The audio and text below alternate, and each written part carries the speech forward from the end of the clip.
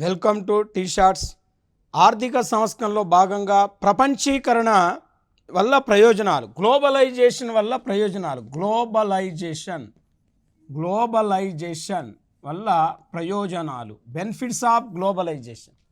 అంటే ప్రపంచీకరణ అనేది ప్రపంచ దేశాల మధ్య దూరాన్ని తగ్గిస్తుంది. కాబట్టి ఈ ప్రపంచీకరణ వల్ల ఏం ప్రయోజనం ఉందంటే మనకు రుణభారం లేని పెట్టుబడులు వస్తాయి.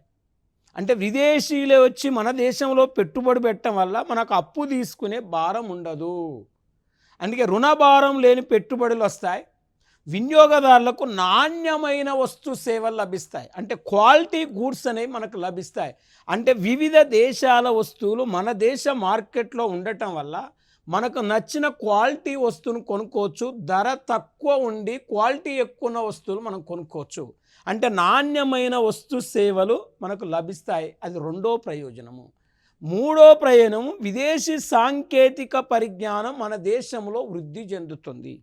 అంటే ఫారెన్ టెక్నాలజీ డెవలప్మెంట్ అవుతుంది ప్రపంచీకరణ వల్ల. మరి నాలుగో ప్రయోజనాన్ని మనం తీసుకుంటే, ప్రపంచీకరణ వల్ల ఏం ప్రయోజనం అంటే మెయిన్గా ఇక్కడ 91 తర్వాత ఇక్కడ అల్ప వేతనాలున్న రంగాల్లో, అంటే అల్ప వేతనాలున్న రంగాల్లో స్త్రీలకు ఉపాధి అవకాశాలు పెరిగినాయి. అంటే ఇక్కడ స్త్రీలకు ఉద్యోగ అవకాశాలు పెంచింది ప్రపంచీకరణ. ఎలా అంటే కాల్ సెంటర్లో కానీ, రిసెప్షన్స్లో కానీ, మరి ఇక్కడ కాల్ సెంటర్లు అంటాం, రిసెప్షన్లు అంటాం. మరి ఇంకా మనం జనరల్గా చూస్తే రకరకాల షాపింగ్ మాల్లో కానీ ఇలాంటి సంస్థలలో అంటే ఉద్యోగాలు చేసే అవకాశం స్త్రీలకు కల్పించింది. అంటే తక్కువ వేతనాలున్న రంగాల్లో ఉద్యోగ అవకాశాలను ప్రపంచీకరణ పెంచిందంటే 91 తర్వాత మహిళలు ఆర్థిక కార్యకలాపాల్లో పాల్గొంటున్నారు. ఇది మహిళలకు ఉపాధి అవకాశాలను విస్తృతం చేసినవి ప్రపంచీకరణ అని కూడా మనం చెప్పుకోవచ్చు.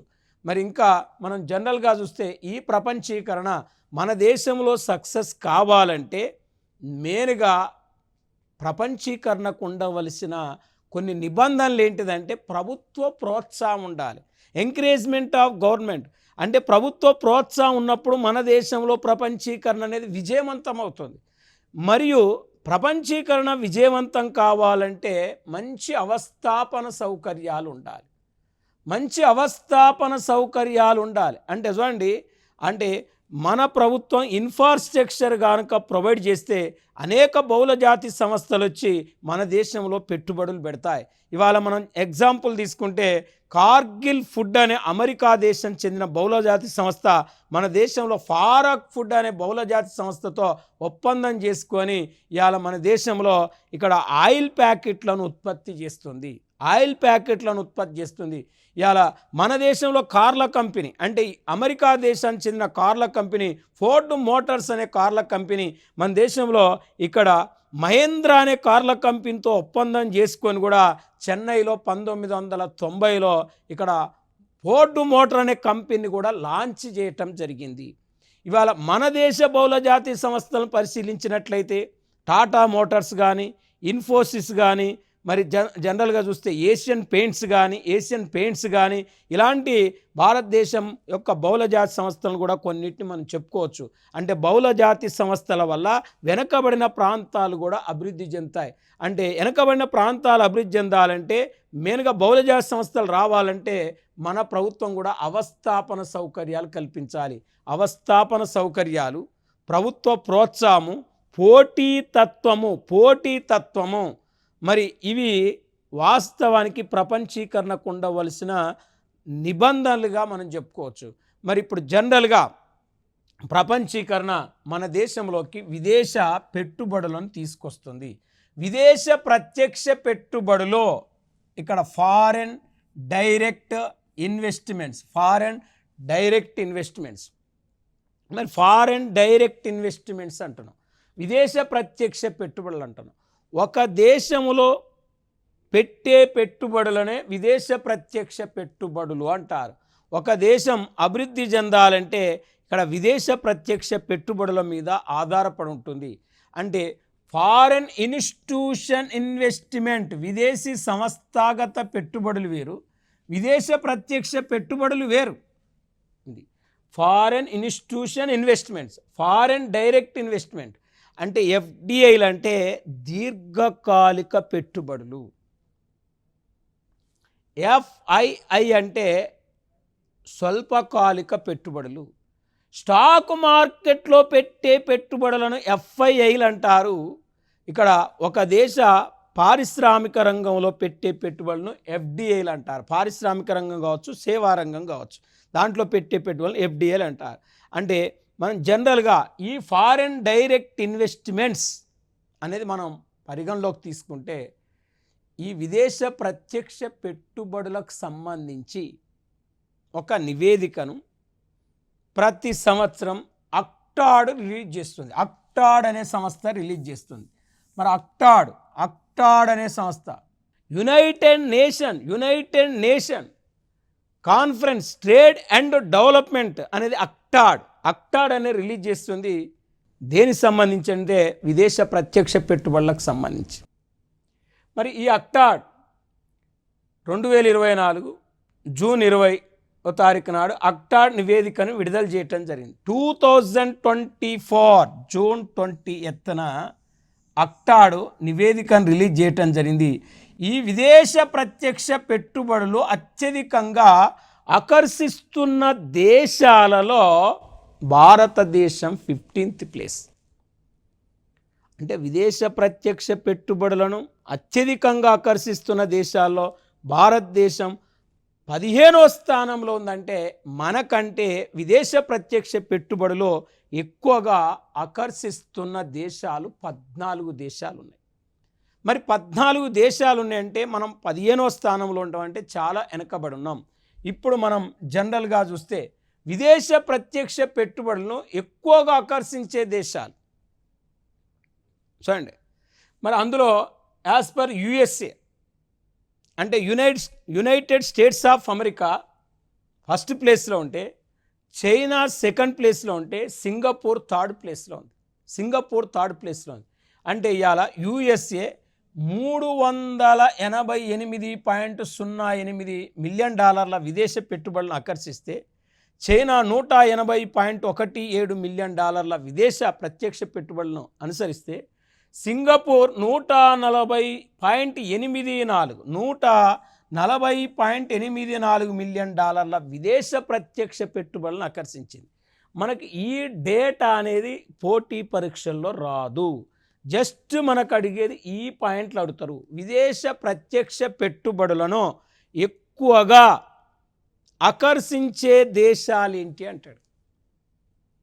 మరి ఎక్కువగా ఆకర్షించే దేశాలు ఏంటి అన్నప్పుడు USA, United states of America, 2 China, 3 Singapore.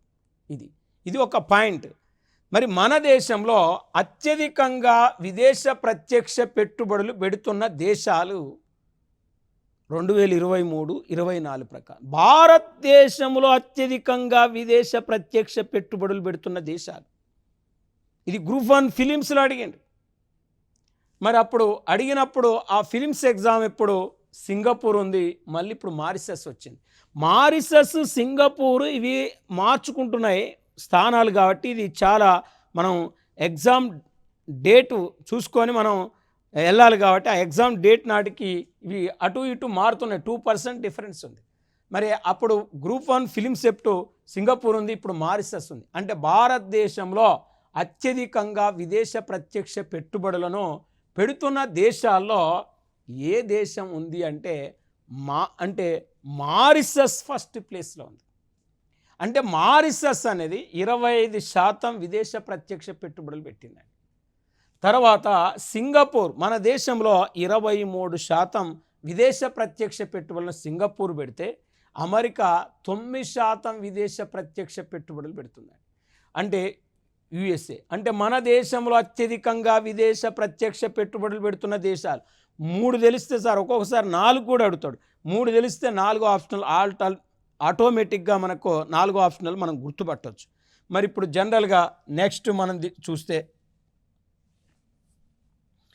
విదేశ ప్రత్యక్ష పెట్టుబడులను ఎక్కువగా ఆకర్షిస్తున్న రంగాలు ఏంటి అంటే భారతదేశంలో ఏ రంగాల్లో అత్యధికంగా విదేశ ప్రత్యక్ష పెట్టుబడులు ఎక్కువ పెడుతున్నారు.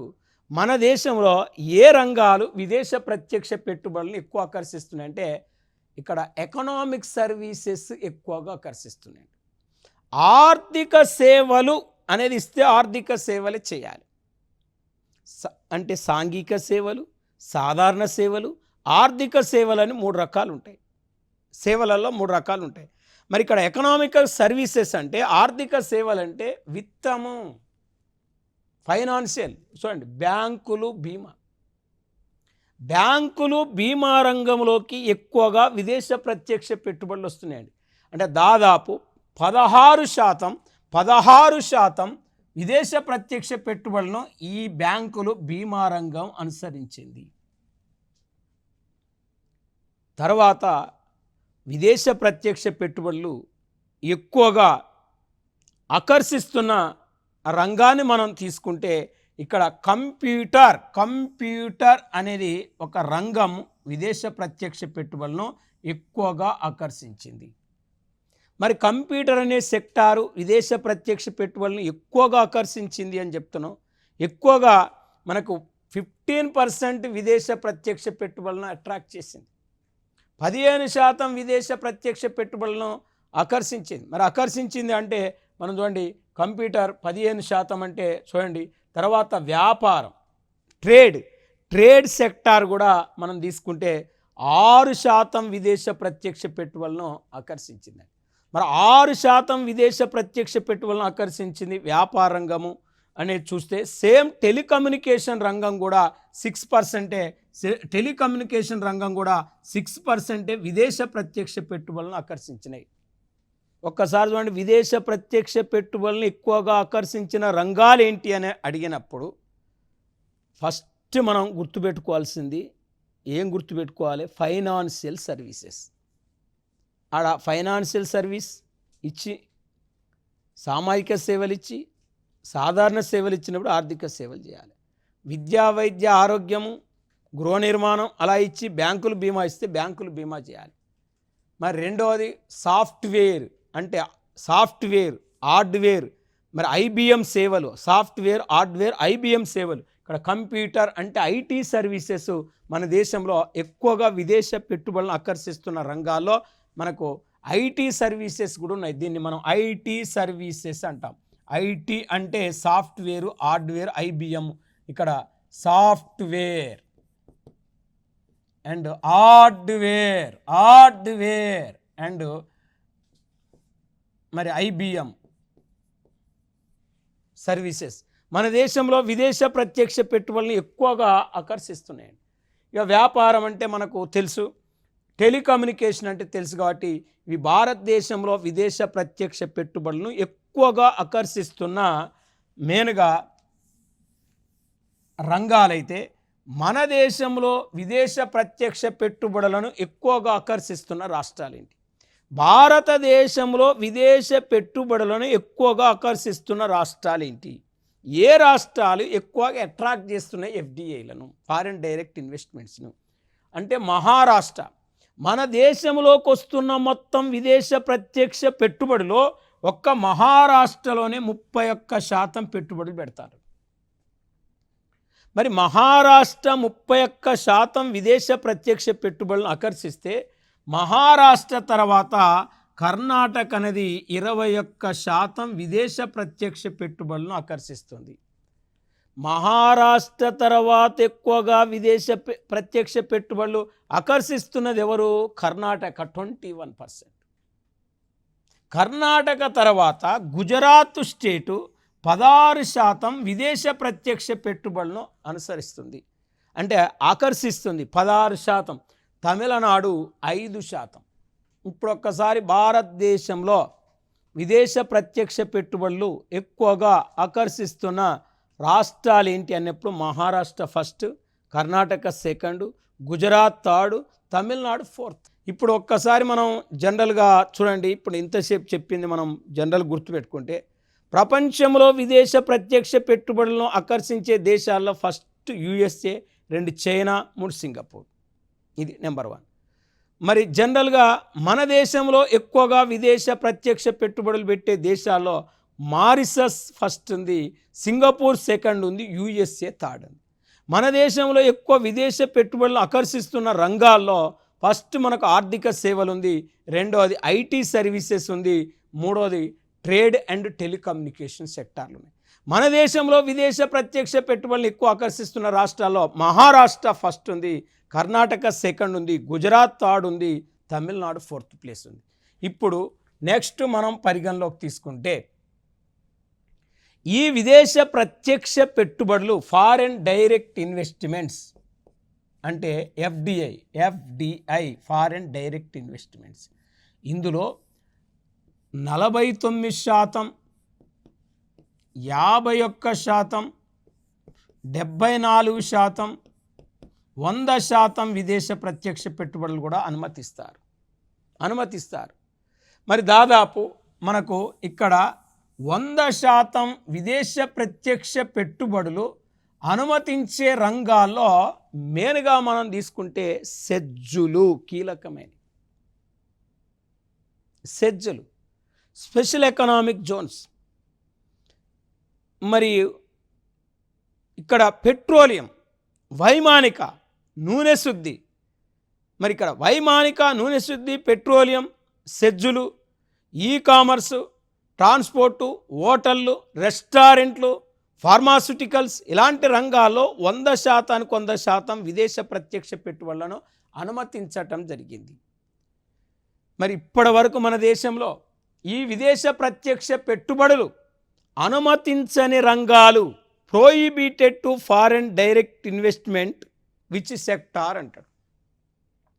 అంటే ఈ క్రింది వాళ్ళలో భారతదేశంలో విదేశ ప్రత్యక్ష పెట్టుబడులు అనుమతించని రంగాలు ఏంటి అంటాడు. అన్నప్పుడు మనకు ఏ రంగాల్లోకి ఇప్పటి వరకు విదేశ ప్రత్యక్ష పెట్టుబడులు అనుమతించలేదు అంటే ఆటమిక్ ఎనర్జీ సెక్టార్.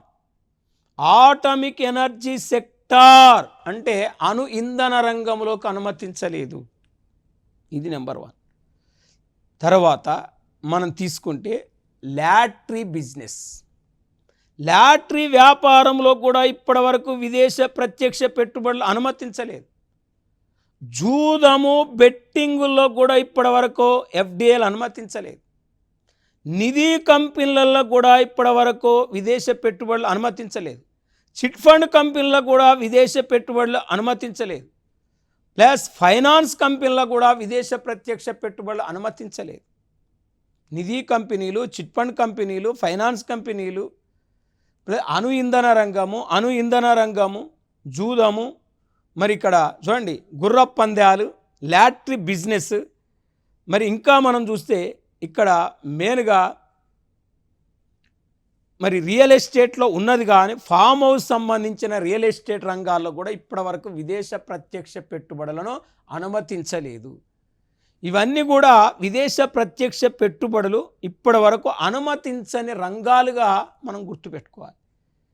మరి ఈ విదేశ ప్రత్యక్ష పెట్టుబడులు మనకు compulsory most important foreign direct investments అని. నెక్స్ట్ మనం విదేశ మారక నిల్వలనే అంశాన్ని తీసుకుంటే ఫారెన్ ఎక్స్చేంజ్ రిజర్వ్స్, ఒక దేశ కరెన్సీని మరొక దేశ కరెన్సీ రూపంలో మార్చుకోవటాన్ని విదేశ మారకపు రేటు అంటారు. ఒక దేశ కరెన్సీని మరొక దేశ కరెన్సీ రూపంలోకి మార్చుకోవటాన్ని విదేశ మారకపు రేటు అంటారు, ఫారెన్ ఎక్స్చేంజ్ రేట్ అంటారు. ఒక దేశ కరెన్సీ మీద మరొక దేశం కరెన్సీ రూపంలో చేసే క్లైములనే విదేశ మారక నిల్వలు అంటారు. మన దగ్గర విదేశ మారక నిల్వలు ఎక్కువగా ఉన్నాయంటే చెల్లింపుల కంటే స్వీకరణలు ఎక్కువగా ఉన్నాయని అర్థం. అంటే చూడండి, ఇప్పుడు మనం రూపాయి ఇచ్చి డాలర్ తీసుకోవటం, రూపాయి ఇచ్చి దీనార్ తీసుకోవటం, రూపాయి ఇచ్చి మనం పౌండ్ తీసుకోవటం, ఇలాంటివన్నీ కూడా విదేశ మారక నిల్వల కిందికి వస్తాయి, ఫారెన్ ఎక్స్చేంజ్ రిజర్వ్ కిందికి వస్తాయి. అంటే ఒక దేశ కరెన్సీని మరొక దేశ కరెన్సీలో మార్చుకోవడానికి విదేశ మారక రేట్ అన్నాం. ఒక దేశ కరెన్సీ మీద మరొక దేశం కరెన్సీ రూపంలో చేసే క్లైములను విదేశ మారక నిల్వలన్నాం. మరి 1991లో భారతదేశం దగ్గర ఉన్న విదేశ మారక నిల్వలు కేవలం $1.2 బిలియన్. $1.2 బిలియన్ మాత్రమే భారతదేశం దగ్గర విదేశ మారక నిల్వలు ఉన్నాయి. అదే లేటెస్ట్ మనం ఇన్ఫర్మేషన్ తీసుకుంటే 2024 ఆగస్టు 30 నాటికి 2024 ఆగస్టు 30 నాటికి భారతదేశం దగ్గర ఉన్న విదేశ మారక నిల్వలు foreign exchange reserves in India according to 2024 August 30th అంటే 683 ఇక్కడ 683.987 బిలియన్ డాలర్లు ఉన్నాయి. 683.987 బిలియన్ డాలర్లు ఉన్నాయి. ఇంత విదేశ మారక నిల్వలు మన దగ్గర ఉన్నాయి. మరి ఇంత విదేశ మారక నిల్వలు మన దగ్గర ఉంటే మనకు అడిగేది పోటీ పరీక్షల్లో ఏమడుగుతారు అంటే భారతదేశం దగ్గర అత్యధికంగా ఏ విదేశ మారక నిల్వలు ఉన్నాయి అని అంటాడు. అక్కడ ఒకటి విదేశ మారక ఆస్తులు, 2 ప్రత్యేక ఉపసంహరణ హక్కులు, బంగారపు నిల్వలు, IMF రిజర్వులు అంటాడు. అన్నప్పుడు మనకు ఇక్కడ ఈ డేటా మీద మనకు అవగాహన ఉంటే, ఈ డేటా మనకు తెలిస్తే భారతదేశం దగ్గర అత్యధికంగా ఏ విదేశ మారక నిల్వలు ఉన్నాయో ఆల్టర్నేట్గా మనకు తెలిసిపోతాయి. అంటే ఎఫ్సిఏ ఇక్కడ మనకు మేజర్గా మనం తీసుకుంటే ఎఫ్సిఏ ఫారెన్ కరెన్సీ అసెట్స్. ఈ ఫారెన్ కరెన్సీ అసెట్స్ అంటే అన్ని దేశాల కరెన్సీని మనం ఏమంటాం అంటే ఫారెన్ కరెన్సీ అసెట్స్ అంటామండి. అంటే అలా డాలర్ ఉంటుంది, ఎన్ ఉంటుంది, వన్ ఉంటుంది, దీనార్ ఉంటుంది, యువాన్ ఉంటుంది, రూబుల్ ఉంటుంది, యూరో ఉంటుంది, పౌండ్ ఉంటుంది. అన్ని దేశాల కరెన్సీ ఉండటాన్ని ఫారెన్ కరెన్సీ అసెట్స్ అంటాం. ఇప్పుడు మనం అమెరికా పోయినప్పుడు డాలర్ తెస్తాం, సింగపూర్ పోయినప్పుడు సింగపూర్ డాలర్ తెస్తాం.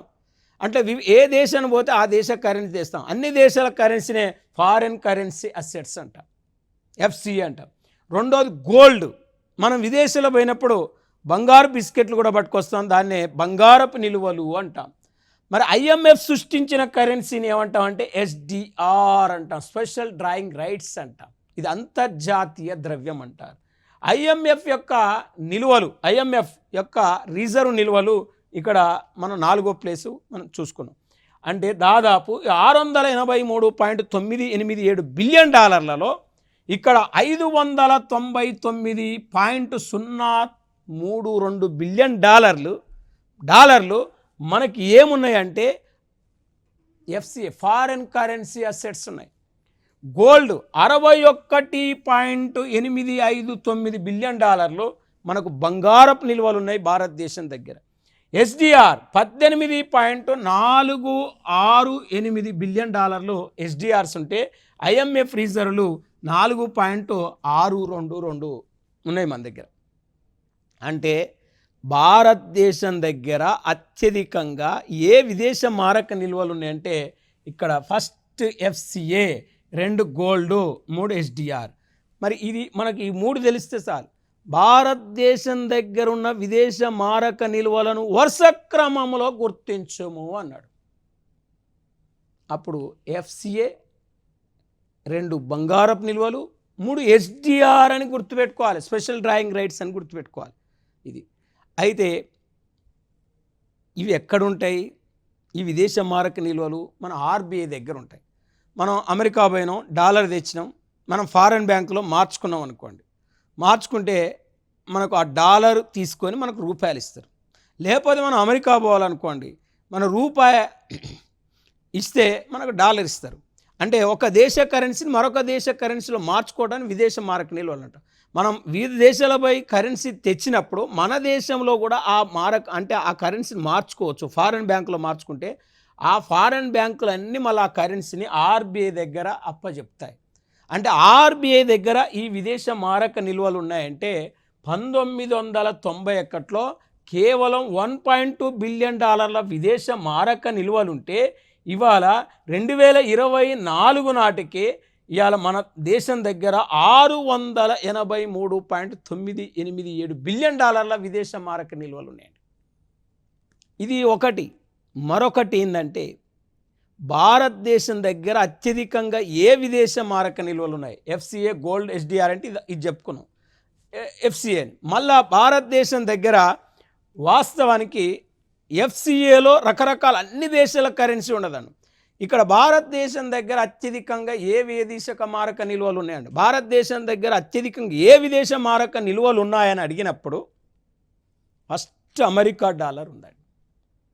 అత్యధికంగా మన దగ్గర ఉంది యుఎస్ డాలర్ ఉంది. తర్వాత యూరో కరెన్సీ ఉంది. అంటే యూరో కరెన్సీ ఇక్కడ యుఎస్ డాలర్, యూరో కరెన్సీ, మూడవది జీబీపీ. ఈ మూడు భారతదేశం దగ్గర అత్యధికంగా ఉన్న విదేశ మారక నిల్వలు. అంటే యుఎస్ డాలర్ అంటే America dollar, euro currency European union దేశాలు ప్రవేశపెట్టిన కరెన్సీని మనం ఏమంటామంటే యూరో కరెన్సీ అంటాం. మరి ఇది ఆ దేశాల్లో చలామణిలో ఉంటుంది. జీబీపీ అంటే గ్రేట్ బ్రిటన్ పౌండ్. జీబీపీ అంటే గ్రేట్ బ్రిటన్ పౌండ్. మన దగ్గర ఈ పౌండ్స్ ఎక్కువ ఉన్నాయి. మూడో ప్లేస్లో పౌండ్స్ ఉన్నాయండి. అంటే రెండో ప్లేస్లో యూరో డాలర్ ఉంది, ఫస్ట్ ప్లేస్లో అమెరికా డాలర్ ఉంది. అంటే euro currency, America dollar, great Britain pound అని ఇవి మన దేశం దగ్గర ఎక్కువ ఉన్నాయి. మనకు ఆడ ఉన్న విదేశ మారక నిల్వలు. విదేశ మారక నిల్వలు ఎక్కువ దేశాల్లో భారతదేశం 4వ స్థానం. అంటే విదేశ మారక నిల్వలు ఎక్కువ దేశాల్లో భారతదేశం 4వ స్థానం. అంటే ప్రపంచంలో విదేశ మారక నిల్వలు ఎక్కువ దేశాల్లో చైనా అగ్రగామి. ఫస్ట్ ప్లేస్ చైనా ఉంది. చైనా తర్వాత సెకండ్ ప్లేస్ జపాన్ ఉంటే, జపాన్ తర్వాత మూడో ప్లేస్లో స్విట్జర్లాండ్ ఉంటే, 4వ ప్లేస్లో ఇండియా ఉంది. అంటే ఇక్కడ వాస్తవానికి చైనా దగ్గర 32.88 బిలియన్ డాలర్ల విదేశ మారక నిల్వలు చైనా దగ్గర ఉన్నాయి. 30 అంటే 3280, 3288 అంటే 3288 బిలియన్ డాలర్లు ఉన్నాయి. ఇక్కడ 1, 2, 3 అయితే 1235 బిలియన్ డాలర్లు ఉన్నాయి. అంటే చైనాకు 3288 బిలియన్ డాలర్లు ఉంటే జపాన్ 1235 బిలియన్ డాలర్లు ఉన్నాయి. అంటే జపాన్ కంటే దాదాపు డబల్ కంటే ఎక్కువ కూడా చైనా దగ్గర ఉన్నాయి. చైనా దగ్గర ఉన్న విదేశ మారక నిల్వలు 3288 అంటే 3288 బిలియన్ డాలర్లు ఉంటే ఇక్కడ 1235 బిలియన్ డాలర్లు ఉన్నాయి జపాన్ దగ్గర. అదే స్విట్జర్లాండ్ దగ్గర 842 బిలియన్ డాలర్ల విదేశ మారక నిల్వలు ఉన్నాయి. మరి 842 బిలియన్ డాలర్లు ఉంటే ఇక్కడ 842 బిలియన్ డాలర్లు ఉంటే భారతదేశం దగ్గర 683 బిలియన్ డాలర్ల విదేశ మారక నిల్వలుండి, విదేశ మారక నిల్వల్లో ఎక్కువ దేశాల్లో ఇండియా అనేది ఏ ప్లేస్లో ఉందంటే 4వ ప్లేస్లో ఉంది. 4వ ప్లేస్లో ఉంది. ఇప్పుడు మనం జనరల్గా విదేశ ప్రత్యక్ష పెట్టుబడులు ఆకర్షించడంలో ఇండియా 15th ప్లేస్లో ఉంది. విదేశ మారక నిల్వలు ఎక్కువ దేశాల్లో ఇండియా 4వ స్థానంలో ఉంది. అంటే మనం జనరల్గా ఇక్కడ మనం తీసుకుంటే మెయిన్గా ఎఫ్డిఐలు, ఫారెన్ డైరెక్ట్ ఇన్వెస్ట్మెంట్, ఈ మన దేశంలోకి విదేశ ప్రత్యక్ష పెట్టుబడులను అనుమతించడానికి వాస్తవానికి ఫేరా చట్టం అనేది ఒకటి తీసుకొచ్చారు. ఇది 1973 సంవత్సరంలో. అంటే 1973లో తీసుకొచ్చారు. ఏ చట్టం అంటే ఫేరా, ఫారెన్ ఎక్స్చేంజ్ రెగ్యులేషన్ యాక్ట్. ఈ చట్టాన్ని వాస్తవానికి అంటే 1998-99లో ఏం చేశారంటే ఫేమా చట్టంగా మార్చటం జరిగింది. ఫేరా చట్టాన్ని ఫేమా చట్టంగా మార్చారు. అంటే ఫారెన్ ఎక్స్చేంజ్ రెగ్యులేషన్ యాక్ట్నే ఫారెన్ ఎక్స్చేంజ్ మేనేజ్మెంట్ యాక్ట్గా పేరు మార్చారు. అంటే ఫేరా చట్టానికి ఫేమా చట్టానికి వ్యత్యాసాన్ని మనం పరిశీలించినట్లయితే, ఫేరా చట్టము విదేశ పెట్టుబడులు మన దేశంలో ఎవరైనా పెట్టాలంటే చాలా నిబంధనలు విధించేది, విదేశ ప్రత్యక్ష పెట్టుబడులకు అనుమతించేది కాదు. కానీ ఎవరైనా మన దేశంలో విదేశ ప్రత్యక్ష పెట్టుబడులు పెట్టాలంటే ఫేమా అనుమతిస్తుంది. అంటే ఫేరాకు డిఫరెన్స్ ఏంటంటే ఫేరా కఠినమైంది, ఫేమా సులభమైంది. ఎప్పుడైతే ఫేరా చట్టాన్ని ఫేమా చట్టంగా మార్చిరో మన దేశంలోకి విదేశ ప్రత్యక్ష పెట్టుబడుల ప్రభావం పెరిగింది. దీని తర్వాత 69లో తీసుకొచ్చిన ఎంఆర్టిపి చట్టాన్ని కూడా 1991లో రద్దు చేయటం జరిగింది. Monopoly restrictive trade and practice అనే చట్టాన్ని 91లో అబాలిష్ చేయటం జరిగింది. మరి ఇవన్నీ కూడా మనం ఆర్థిక సంస్కరణలో భాగాలుగా, ఆర్థిక సంస్కరణల గురించి పూర్తిగా మనం జనరల్ స్టడీస్ సంబంధించిన పరిధిలో నేర్చుకోవటం జరిగింది. మనకు ఇది ఎకనామిక్ రిఫార్మ్స్ సంబంధించిన పూర్తి సమాచారం నెక్స్ట్ టాపిక్ మనం నెక్స్ట్ క్లాస్లో దాని గురించి పూర్తిగా మనం తెలుసుకుందాం. Thank you.